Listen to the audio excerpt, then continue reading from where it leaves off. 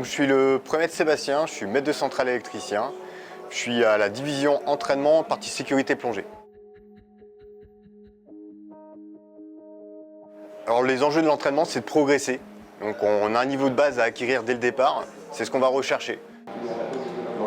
C'est ton début d'intervention pour ça. Des réactions et des parades simples sur les voies d'eau, sur les avaries de bar, sur les incendies, on cherche la mécanisation dans un premier temps. Et à l'issue, on passera sur une partie un peu plus complexe, des avaries cumulées, de la réflexion, pour atteindre vraiment un niveau plus élevé. Donc, mon rôle, c'est de suivre l'équipage tout au long de son cycle, donc dès le début sur la partie entraînement inter en simulateur, et on viendra après les accompagner sur l'entraînement en mer. Posant le jeu de filtre en service, on a une chute de pression. On investigue, on va passer en configuration électrique thermal-bord-bar.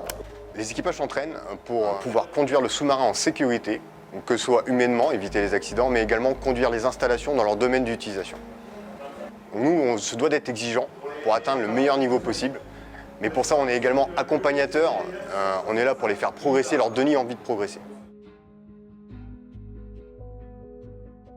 Ce qui est passionnant, c'est d'être un vrai technicien, d'avoir de l'expérience et après de pouvoir le partager, notamment à la division entraînement, où on a l'expérience de toutes les sorties à la mer qu'on fait, le retour d'expérience des équipages, et on vient le retransmettre sur les phases d'entraînement en simulateur ou en mer aux équipages. CM2 central, relever les niveaux des compensateurs. Pas de fuite en zone milieu sur le collecteur HPC. On doit se remettre en question en permanence et c'est ça qui est vraiment difficile. Même les personnes qui ont le même poste depuis 2-3 ans doivent tout le temps se remettre en question. Ça permet de tirer les équipes vers le haut et en situation compliquée d'avoir toujours quelqu'un qui pourra aider l'autre. C'est vraiment le travail d'équipe qu'on privilégie sur les phases d'entraînement.